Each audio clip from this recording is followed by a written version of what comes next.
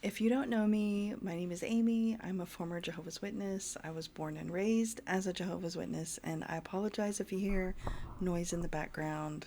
Um, the laundry room is just a few feet from me, and someone's doing laundry. Anyways, I am very excited to announce that, and if you have seen, no, I am very excited to announce that I have written a book.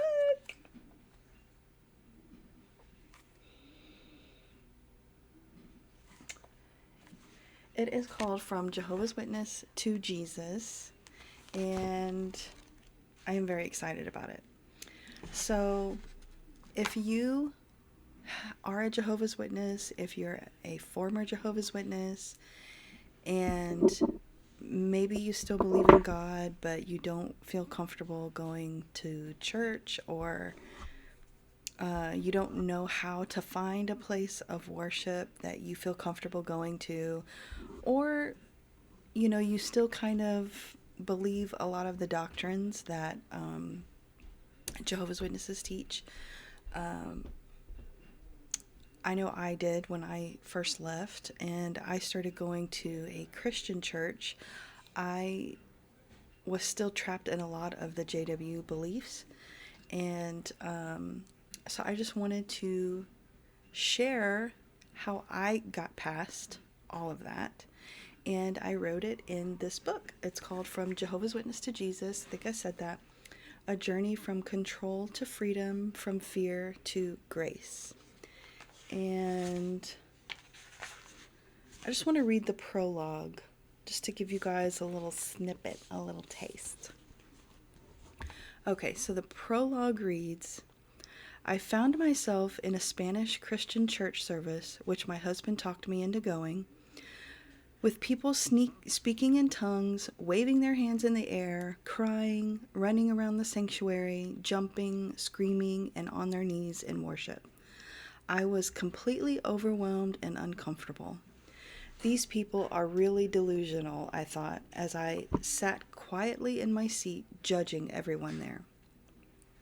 An older woman with long silver hair walked up to me and said, Do you want to receive Jesus? I already have, I said, not understanding what she meant or why she wanted to make me even more uncomfortable than I already was. What did that mean to receive Jesus? I knew who Jesus was. I knew he died as a ransom to replace the original Adam. There's nothing to receive, is there? I sat there trying to get this woman to leave me alone, but not wanting to be rude. She responded, If you already have, then go to the front, as she not so gently shoved my shoulder. I politely raised my hand up as if to say stop, and said, No thank you, I'm good. As she walked away, I continued to sit there in the pew, silently, and now suddenly angry that this woman tried to force me to the front. Who did she think she was? She has no idea that I know the real truth. These poor people being deceived by religion. But also, in the back of my mind, I wondered what it meant to receive Jesus in your heart. You see, I was born into a religious, high-control group called Jehovah's Witnesses. We took much pride in having a higher truth and deeper understanding of what the Bible really taught. There was no grace. There was no being born again. There was no firm knowing if I was saved or not. You just have to make it to Armageddon to know if Jehovah will save you or not. You must endure to the end to be saved. I knew you had to preach, go door to door, find those sheep-like ones who were looking for truth. At least that's what I thought was true. But I had been conditioned throughout my childhood on what real truth was. Truth wasn't something I discovered. It was something I inherited. And it only applied to Jehovah's Witnesses. Anyone outside of the organization was not to be trusted. Even Christians, especially Christians. To us, they were the most deceived people since they didn't have Jehovah, and to us, they were under the influence of the demonic world. I believed speaking in tongues was not biblical, healing was not biblical, Miracles were impossible unless they aligned with JW beliefs. But I'm not here to tell you all the roles that Jehovah's Witnesses have or their doctrines and beliefs. I'm here to tell you how growing up in this religion shaped my personality, my life, my ability to discover who I was and why I was created. After speaking to many former JW members, I am not the only one. Many others were also affected by this particular religion. Some former members have become atheist or agnostic, others have committed suicide, some became drug addicts, and others live their life on autopilot, never doing anything with their lives because they're so lost without the religion, even though they know it's a false religion. How does one religion have such a strong hold on so many people? Why can't people just move on with their lives? Those are great questions, and that is the prologue of my book. It's a little over 100 pages, and there are 10 chapters in the book. I'll just briefly go over each chapter. Chapter 1, a witness childhood. This is what it was like to grow up. For those of you that were raised in the religion, I'm sure you know what it feels like and what that was like. So I share my experiences of struggles in school, meeting friends, holidays and birthdays, and being left out. Chapter 2 is a JW baptism. I share my experience being baptized as a Jehovah's Witness at the age of 16. How you're not baptized in the name of the Father, Son, and Holy Spirit, but you're being baptized into a religion. Chapter 3 is a JW disfellowshipping.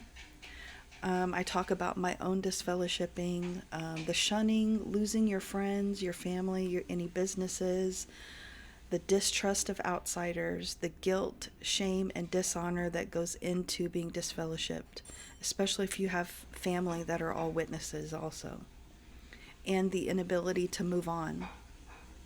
Chapter 4 is JW Control Tactics, and I discuss the BITE model of influence written by Stephen Hassan, behavior control, information control, thought control, and emotional control.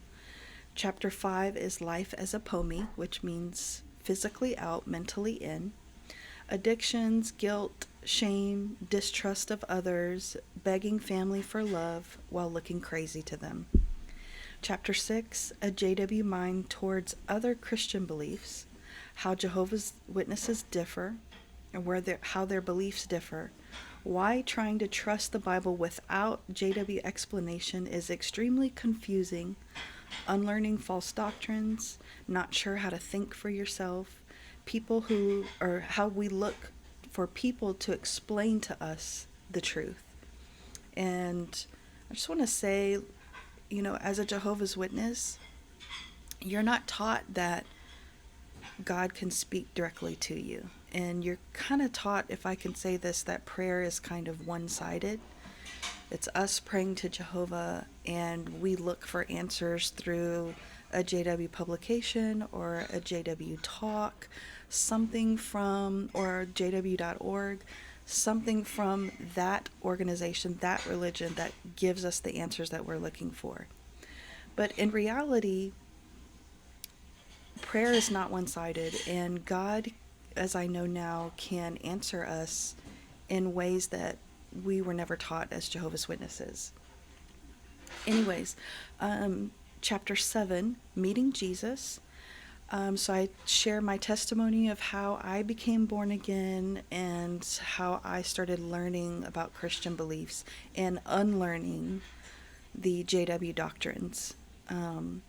Chapter 8 is the counterfeit blessing, which I talk about my experience at my first church that I was a member of for almost 8 years, and how I served as a worship leader for 4 years at this church. But this is, I call it the counterfeit blessing because that's exactly what it was, and how it's easy as former JWs or former cult members, not just Jehovah's Witnesses, but how it's easy to find a church that maybe looks great on the outside, but once you get in there and know the people. It's not. So I speak about my experience as a member of a Christian church. And chapter 9 is choosing Jesus. So, chapter 7 is meeting Jesus. Chapter 9 is choosing Jesus, which I felt like that was an important thing to differentiate, because meeting Jesus is not the same as choosing Jesus. And so, this was my experience walking away from the counterfeit blessing, trusting when God is saying no, especially when the plans that I had for myself is not what God wanted for me, and why it's so hard to walk away, how it serves as a protection, and how the crushing produces oil. And when I say oil, I'm talking about an anointing that you have that is received through trials and tribulation that God is able to use as fruit in your life. Okay, and then chapter 10 is the blessing. And it's about returning to God's bosom, discovering your calling, your purpose, building real and lasting faith and a deeper trust in God, walking with purpose and helping others reach their calling, finding contentment in God alone. So, I didn't share everything that has ever happened in my life, okay? But I shared what I felt was pertinent and beneficial in this story. And I just want to share it with you guys. So, I will try. I think I have this linked in my bio, the link to purchase the book through Amazon. It's available through Kindle and paperback. And right now, both of them are on sale for $10. So you can get the Kindle for $9.99, or you can order through Amazon for a paperback like this one for $10.